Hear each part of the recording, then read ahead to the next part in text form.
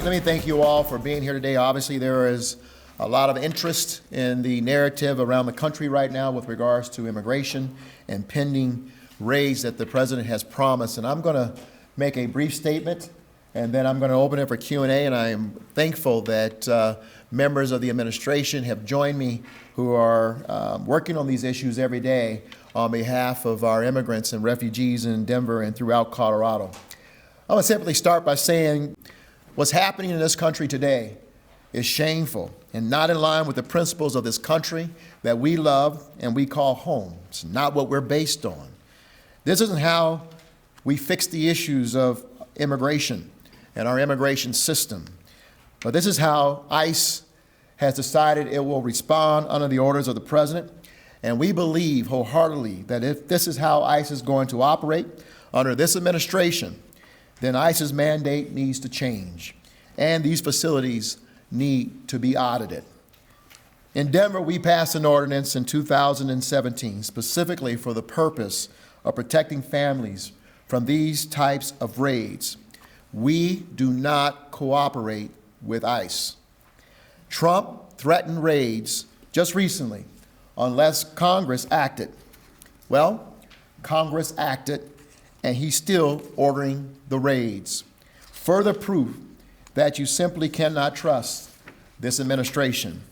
They haven't done this in Denver, but we've heard ICE has been reaching out to child welfare services across the country where they've identified targeted cities asking for assistance in the event that children are left without their parents. It's further proof that these raids aren't about criminal elements. They're about targeting vulnerable, helpless families and separating those families. We've got our immigrant communities' backs during these times. They're fearful, they're concerned, and they're wondering what their next acts will be in the event that something happens to their family. But let me be clear, we do not assist with immigration enforcement in Denver. In fact, we started a legal defense fund to help with these situations. Today, we're asking individuals, businesses, and organizations who feel compelled to support the fund through the Denver Foundation and other organizations who are directly serving immigrants here in our community in Denver. Our nonprofit and faith community has stepped up to support our immigrant community with resources. Our immigrants, all of our people have rights, and they need to know what their rights are so they aren't exploited by a system being used against them.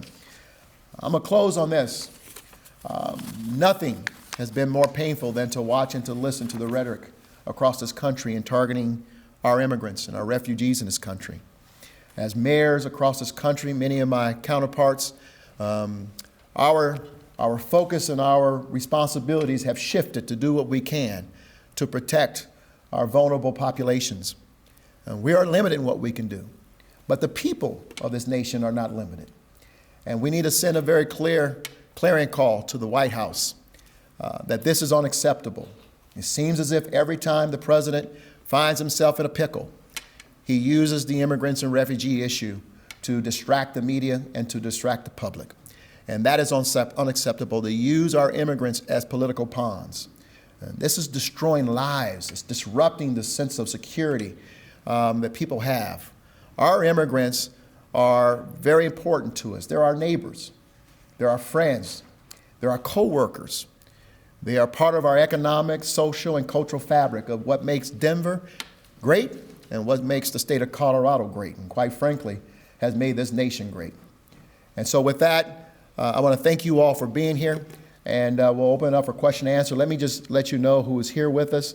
We have our Director of Safety, Troy Riggs. We have one of our members of the Denver Human Services staff, one of our senior directors, Victoria Aguilar.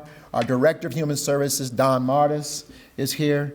We have Jamie Torres, who's been currently the Executive Director of our Immigration and Refugee Office and is Councilwoman-elect for District 3.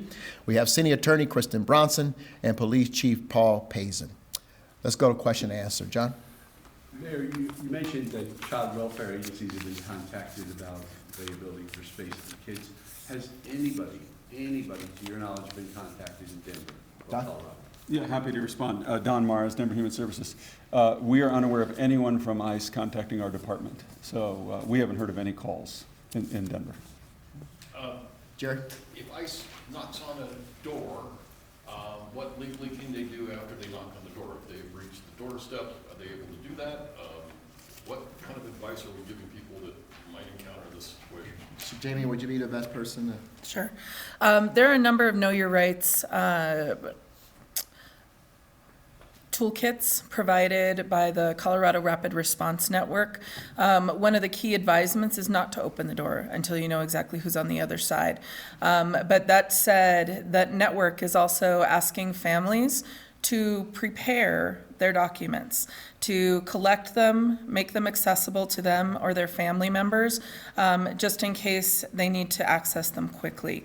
And this is for a lot of mixed status families, a lot of parents who are undocumented with documented citizen children, all the like. Colorado Rapid Response Network has a number of Know Your Rights resources for families. If I can follow up, but if you open the door, then what?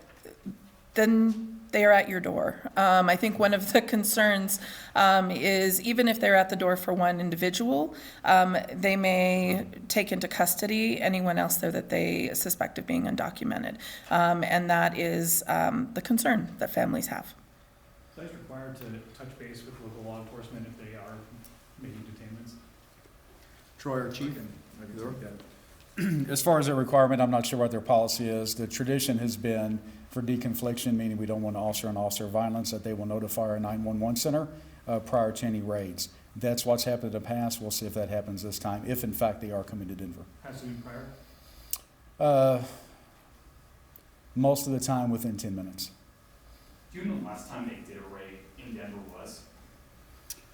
I don't remember a raid per se. I mean, there have been incidents throughout the year, week by week, one-off incidents, but not a major raid as being spoken about now. Mayor, you said you asked for the detention facilities to be closed. Does that include the facility in Aurora? You know, these we have seen and heard, of course, including the Aurora facility where the conditions are not up to standard and they're unsafe. And I'll ask Kristen Bronson to share with you what she saw when she went down to the border. But the reality is, unless we're auditing these facilities and we have a steady review and assessment of them, they need to close, because what we are hearing and what we're seeing from firsthand accounts and folks who've gone in there is that they are inhumane and they're not up to standard in terms of how we treat people in this country, whether they are being detained or not. Sure. I think there's a difference between some of the temporary facilities that have been set up to deal with the immediate migrant influx near the border and in some of the border towns than some of the more permanent facilities like Aurora. But I think to the mayor's point, what's most important is that knowing that we have had outbreaks of infectious disease and other reports of mistreatment and maltreatment in facilities like the Aurora Detention Center and including the Aurora Detention Center, I think the mayor's call to audit these facilities to allow access. We've had public officials, elected officials, denied entry. So I think what we would like to see is that these facilities, both those at the border and those more permanent facilities like the Aurora Detention Center, are open and provided access for public health officials to inspect. What's the current status in terms of the fund, the defense fund? How much money's in there? I'm not sure of the current balance. We've raised, I think it's over we're over 300. We but I don't granted remember 377 last year. So I think 377,000 in grants last year. We continue to accept private funding. There has been some public funding as well, but this is absolutely a fund that is in need. The demand is great. I will say that studies show that immigrants that are involved in deportation proceedings are 7, in some instances 10 to 12 times more likely to have a more successful outcome if they are represented by legal counsel. And that is because many immigrants have a legal pathway to staying here in Denver or in the United States, either under a work visa, student visa, a U visa, other types of legal pathways, but they need a lawyer to help them, to help guide them. And unfortunately, many of them, because they're not given a constitutional right to counsel in immigration proceedings, many of them do not have that, a lawyer to help. And so our Legal Defense Fund was created by Mayor Hancock to do just that. What's the understanding of how this might work? If ICE comes in, they pick somebody up for deportation, the family members or the people need to contact somebody right away? Are you talking about to access the fund? Well, I'm just talking about, how quickly could these people be removed from the country, and is there Oh. a legal avenue in the immediate get-go to stop that from happening? Well, there is a difference, because not all of these folks are going to be in the same situation. We understand that many of the raids will be targeting individuals who already have orders of removal in place. Those folks have exhausted their legal remedies, and they could be deported in quickly as 24 to 48 hours potentially. But as Jamie mentioned, it has been the practice of ICE on when they do an enforcement action, many times to check the documentation of anyone found in the vicinity of the target at that time, and if there are others that are undocumented or flag for an immigration status issue in their national database, they're detained as well. Those folks have legal rights, they have legal remedies, and the normal immigration courts would be their pathway. You talked about the fund and the split. Do you know how much of it is public money and where it came from? We had $200,000 in public funds that were given to the fund the first year as seed money, $100,000 this year, and obviously we're in the middle of budget season, so I don't know where we will end up in following years. Correct, that's in the city of Denver.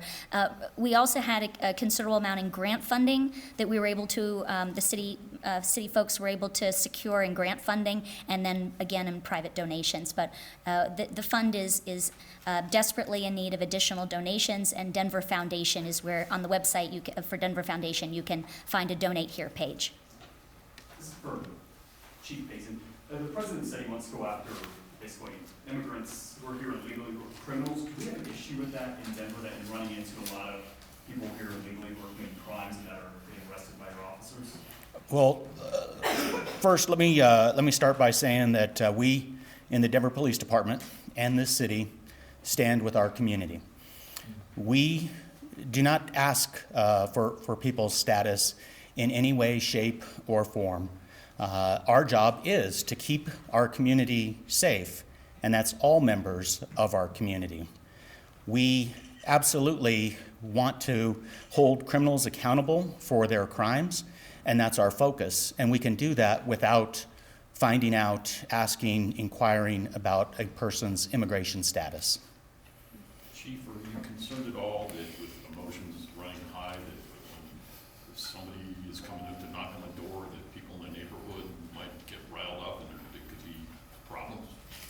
We're very concerned, and we're concerned because we take community policing, we take the fears, the anxiety, the emotions of our community very serious. We want to make sure that all members, whether they are natives, Denver natives, or newcomers to this city, that they can live, work, and play in a safe environment, and that they can feel safe. So assuming that if the protocol is followed, that they get maybe a 10-minute notice this is happening, do you dispatch officers to that area, at least to be around? Great question, and we want to be very clear on this. Absolutely not. That's a notice to ensure that we do not have additional tragedy, a blue-on-blue type of tragedy, but like the ordinance, the 2017 ordinance clearly states, we do not get involved in any federal immigration operations. So your department's not doing anything differently this weekend then? Absolutely not. Chief, how do these raids affect your own department's efforts at community policement, building these relationships? Do they damage them? That's why we stand with our community. When we're trying to build trust, when we're trying to strengthen relationships with our community, we need to make sure that the people of Denver, all people of Denver, know and recognize that we do not get involved in any type of immigration enforcement, and that we are here to help them, whether they are a victim, a witness in crime, or somebody that's just trying to get by, that we do not ask immigration status of any member of our community. Can I just add to that, Chief? Very insightful question. As someone who has spent time as a community organizer and strategic planning director, as well as a councilman, and now as mayor, this city has spent years working to build the trust between the government and immigrants. Whether it's convincing parents of children to come into the schools and that it's okay to engage in the education of your children on PTSAs and other community volunteer organizations within the community, engaging in registered neighborhood organizations, or as Chief pointed out, building a trust between law enforcement and the immigrant community, or our courts and the immigrant community. As my grandma Dolores would say, this ass backwards policy of the White House is taking us backwards. It has the immigrant community fearful to engage if they are victims or witnesses to a crime, where they will cancel their testimony in court. That makes every one of us in Denver unsafe. Now we can't hold those perpetrators accountable for their actions because we lose witnesses and we lose victims. How does that help? When parents can't be involved in their children's education, showing up to make sure their welfare is cared for and their education is on track. How does that help the community as a whole? Those are things that Chief is alluding to, and why this policy is so backwards, that the president is missing a clarion moment to leadership to step forward and say, our immigration policy is broken, and if Congress won't fix it, then I will fix it. That's the clarion call that communities all over this country, including Denver, Atlanta, New York, Los Angeles, Dallas, are calling President Trump to do, as well as members of Congress. So we're here today because of the lack of leadership, the lack of courage, and the will to lean in and do what's right for this nation and for the 11 million immigrants and refugees that are in this country. Mayor, are you seeing the leadership you'd like to see out of the governor's office on this issue? The governor has stepped forward, and our policies, quite frankly, are aligned on this issue. I know he made a statement in that the state will not assist in this process as well. And I want to thank Governor Polis for making that clear statement. Mayor, if the raids do take place Sunday, at the end of the day, is there really anything the city can do but bear witness? We're somewhat limited, obviously, in that this is a federal action. But as Kristen pointed out, we do have a legal defense fund, denverfoundation.org. Please share. And if individuals feel compelled, organizations feel compelled to contribute, that will help us to distribute funds to those organizations in the community that are stepping forward to provide expert legal advice and support to our immigrants who are in danger of being deported. Mayor, respectfully, on the other side of this, there are people who say that the immigrants here, they've been deemed to be deported by a judge, and ICE agents are just doing their job, and they're taking what they call criminals off the streets. How would you respond to that? Yeah, I will respond to that. It's not as clear and straightforward as that. Many of the immigrants there have been reports about immigrants having received orders to come to court to clear it up. And we have found that many immigrants never got the request to come to court for whatever reason. They were never notified. And so now they are in danger of being deported. The reality is that, one, we have a policy that's not working.